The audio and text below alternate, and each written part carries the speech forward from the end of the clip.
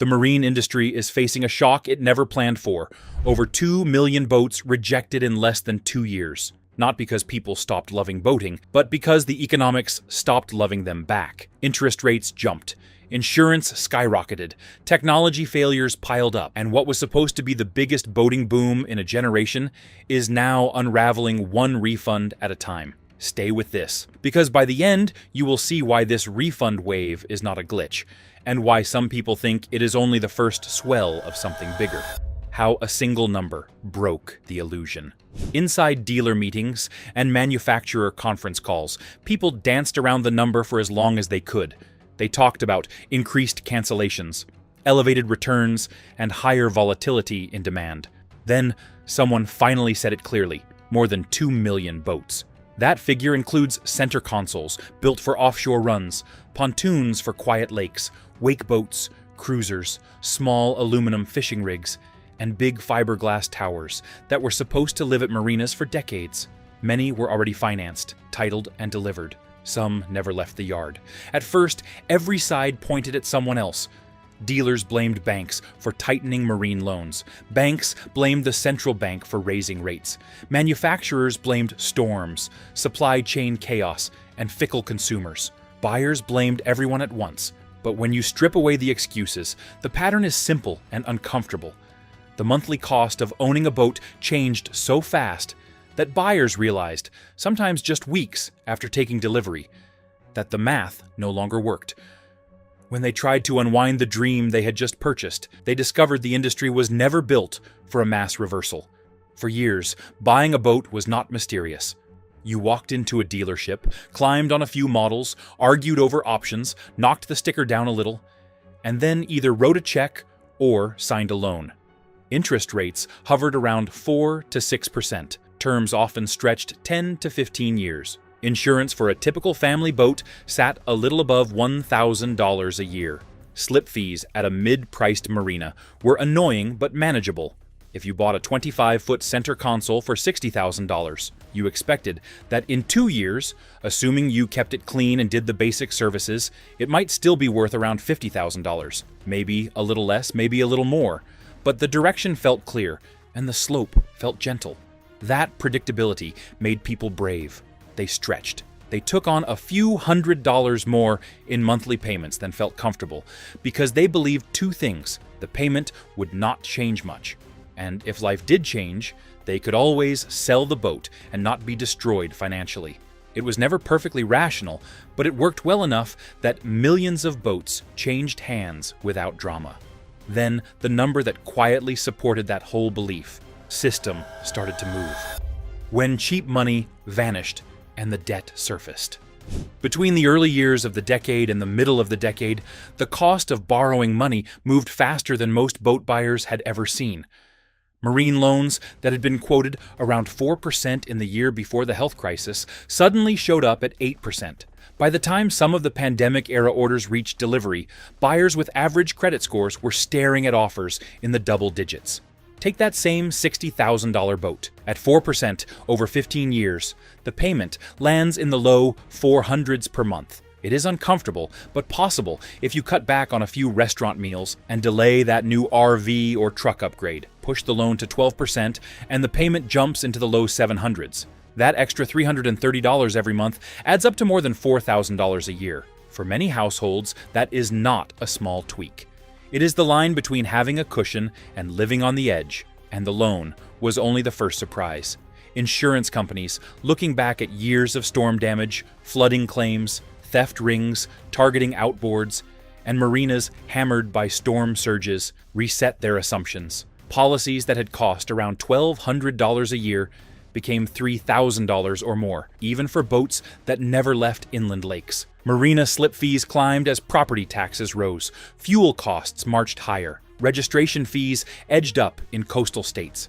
The buyer, who had built a simple spreadsheet when they placed an order in 1 year, suddenly found that every number in that sheet was wrong by the time the boat existed. Some tried to swallow it. Others looked at the total and quietly panicked. If that was all that had changed, the industry might have muddled through with more discounting and longer terms. But there was another domino falling behind the scenes at the dealer level, where boats are not just toys, they are collateral. Most buyers assume that when they walk into a dealership and see a row of shiny boats on trailers, those boats are fully owned. The reality is harsher. Dealers rarely own that inventory outright. They finance it on what is called floor plan credit. In plain language, they borrow money to put those boats on their lot and pay interest on each hull every month until it sells. When you see how far the marketing is from the real numbers, it shifts the way you look at the transom. If this changes how you think about outboards, like and subscribe so you don't miss what's next, and let us know what outboard you own or would like to own in the comments below. One buyer, one boat, and an 84% surprise.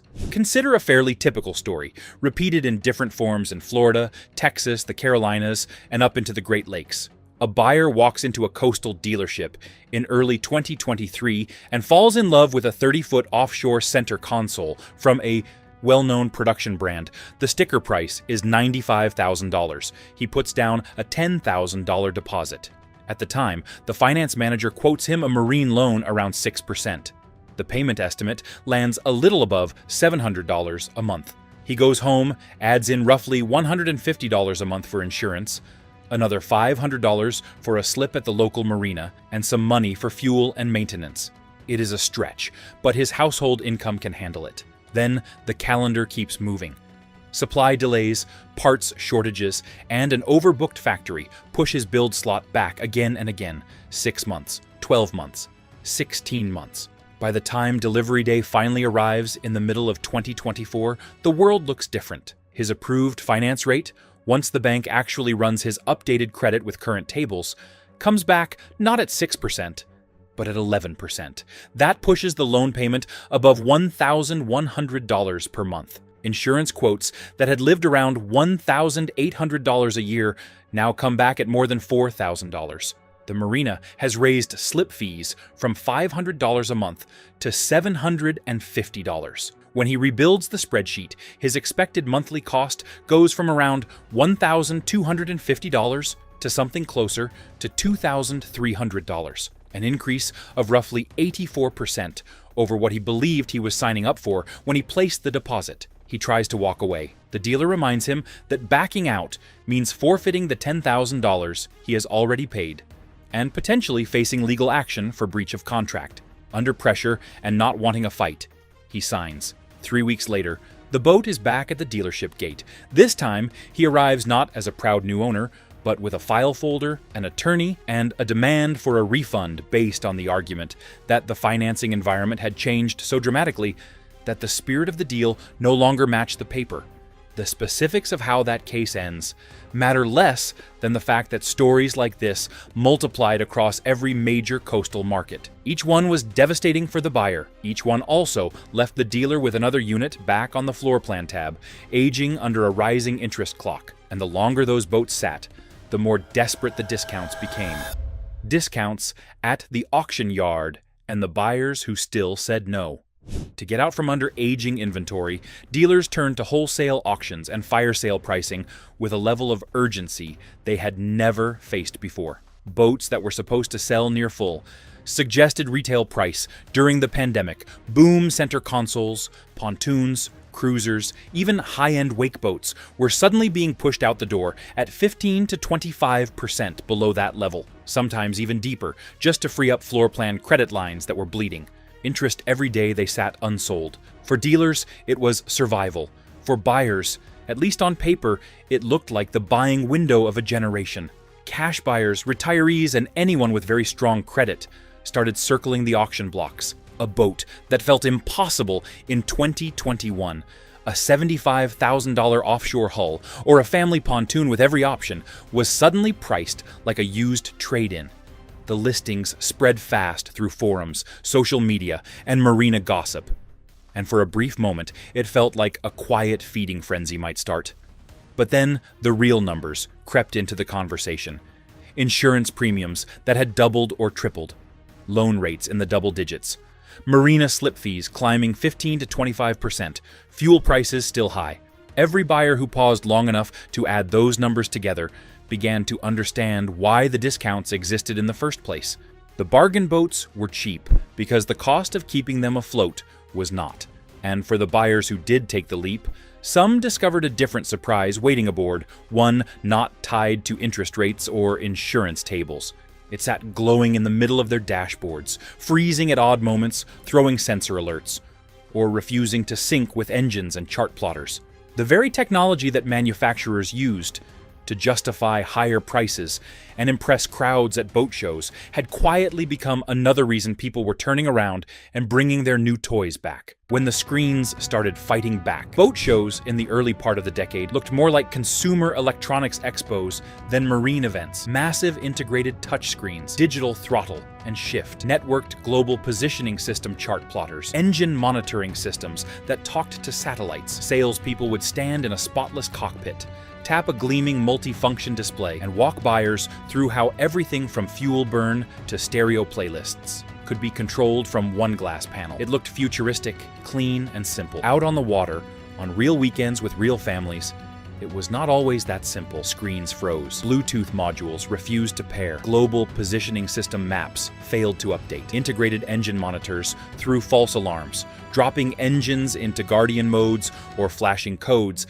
that dealers later shrugged off as software glitches. A single failed display might cost $3,000 to $5,000 to replace. A visit from a certified marine electronics technician could easily start at more than $1,000 in diagnostics, even if the underlying failure was covered under warranty. In some regions, wait times for that technician stretched 6 to 8 weeks during the busy season. Owners who had been told that all this technology was there to make boating easier felt blindsided when they discovered how fragile and expensive it really was. For buyers who had already swallowed higher than expected loan payments and insurance premiums, the realization that a single glitchy screen could add several $1,000s more to their cost pushed them over the edge. Some refused delivery after their very first service visit. Others simply parked the boat, made a few angry calls, and joined the growing line of people asking for their money back. The refund wave did not hit every segment of the market equally, though. Different slices of the industry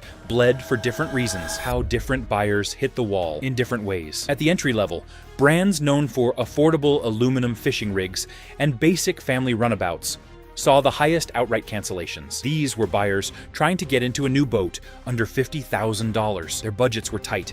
They often had limited prior boating experience. When payments came in $200 or $300 higher than promised, and insurance doubled, they were the first to walk away. Analysts quietly estimate that well over 2/5 of canceled orders during the peak of the refund wave came from this under $50,000 tier. In the mid-market, where boats priced between $60,000 and $150,000 live, the story sounded different. Buyers in this range had more income and better credit. They could often still technically afford the higher payments. What shocked them was depreciation. Models from respected brands, the kind of names that used to hold value like blue chips, started losing 20 to 30% on paper within 12 months of delivery. The combination of overproduction, forced dealer discounts, and a flood of slightly used low-hour boats from distressed owners turned the usual resale curve into a cliff. Some buyers simply refused to drive off that cliff. They let their orders reach completion, looked at the new market data, and refused to take delivery on a boat that would make them heavily underwater on their loan the very first day they owned it. At the high end, luxury yacht builders saw fewer transactions collapse, but the ones that did were spectacular. Wealthy buyers who had signed for 7-figure builds in the early pandemic years, when their portfolios were inflated and their time felt wide open, received delivery delay notices stretching toward 2 and 3 years. By the time those hulls were ready to ship, markets had corrected, taxes had risen, and some of those clients simply no longer saw the sense in adding a multi-million-dollar toy to their balance sheets. They walked away from 6-figure deposits rather than step into a vessel that might drop a similar amount in value before the first winter haul-out. Pontoons, the darlings of pandemic lake life, faced a quieter but equally sharp adjustment. Buyers who had imagined long summers at the sandbar discovered that storage, winterization, and lift costs on inland lakes were far higher than the friendly salesman had implied. Even center console fishing boats, which held their value better than most categories, saw an uptick in returns when new owners ran the numbers on offshore fuel burn, electronics upgrades, and specialized insurance required for long runs offshore. Across all of these slices, the conclusion was the same. For a growing number of people, the numbers no longer lined up with the dream, and behind those numbers were actual families, actually hurting. And when you watch an engine with this kind of flaw leave someone stranded, it's hard to unsee. Drop a like if you'd never trust this on your transom. Families caught between a dream and a bank statement. Behind every refunded boat is at least one uncomfortable conversation in a kitchen, at a dining room table, or on a late-night walk, where two people admit to each other that they made a mistake. A family in Michigan spends 2 years saving for a pontoon boat, around $38,000. They picture summers on the lake with their kids, fishing in the morning and tubing in the afternoon. When they place the order in 2022, a bank officer tells them that with their down payment and credit score, they should land around 5% interest. The payment estimate is about $370 a month. The boat shows up in 2024. Their updated approval comes back at 12%. The payment is now about $590 a month. That extra $220 is more than their grocery bill climbed over the same period. They are told they will lose an $8,000 deposit if they walk away. They take delivery. They use the boat twice. They sit down with their bank statements and finally admit they cannot make it work. 6 weeks after the first launch, they return to the dealer and negotiate a partial refund that still leaves them $4,000 poorer and without a boat. On the opposite coast, a couple in California stretches for a 32-foot coastal cruiser. They knew it was a reach, but they justified it as their shared midlife splurge. 3 months after delivery, the integrated navigation system fails. The dealer tells them the repair will run roughly $4,800 and that the warranty will not cover it because the failure has been categorized as user error. They have already emptied savings to cover the down payment and the first few high fuel weekends. There is nothing left to absorb a surprise like that. They list the boat for sale, accept a $15,000 loss, and still owe $12,000 after the sale, proceeds clear. Multiply these stories by thousands, and the phrase refund crisis stops feeling abstract. It becomes the sum of a lot of smaller, quieter crises in real households. And those crises do not stop at the buyers and the dealers. The shock begins to ripple out along the shoreline. When the slips started speaking, marinas that had waiting lists during the pandemic years began to notice a different kind of problem. Slips stayed open. Reservation calls slowed. Renewal payments showed up late, or did not show up at all. Dockmasters, who used to juggle angry customers begging for space, were suddenly staring at empty berths and quiet office phones. In a lot of regions, new slip reservations fell by roughly 1/3 between the early years of the decade and the middle of it. Some marinas reported clusters of abandoned boats, many of them less than 3 years old. Owners stopped paying, stopped answering emails, stopped taking calls. Hulls sat under tired tarps, collecting mildew and fines, while lawyers tried to sort out who legally owned them and who would pay to move them. Service centers that used to be booked 6 months ahead started seeing open bays. Winterization bookings dropped sharply. Mobile mechanics, who once drove from job to job with no break, now had days with nothing on the schedule. Fuel docks, tackle shops, charter guides, and waterfront restaurants all started talking about softer seasons. When more than 2 million boats fail to find or keep owners, the damage does not stay inside showrooms. It ripples into every fragile corner of the marine economy. Inside the industry, people do not argue about whether boating will survive. They argue about which path the waterfront is slowly choosing. In the more hopeful version, the reset, interest rates drift down, just enough that a boat stops feeling like a second mortgage. Typical marine loans slide back under something like 8%. Dealers clear out old inventory with honest discounts and stop ordering as if every year is a boom. Manufacturers trim production to match real demand. Insurance premiums flatten after a few quieter storm seasons. Auction prices for used boats rise for several months in a row, a sign that dealers are buying because they see resale, not because they are desperate. Refunds and cancellations drop back toward the low single digits. Marinas creep toward healthy occupancy again. In the darker version, the reckoning rates stay high. Floor plan costs crush the dealers who expanded too far. More of them quietly close or get absorbed. Some lenders step away from marine loans. Insurance either becomes painfully expensive or simply disappears from certain coasts. Repossessions stack up. Used values fall far enough that anyone who bought in the boom years feels trapped and burned. Right now, the slips are not full, and they are not empty.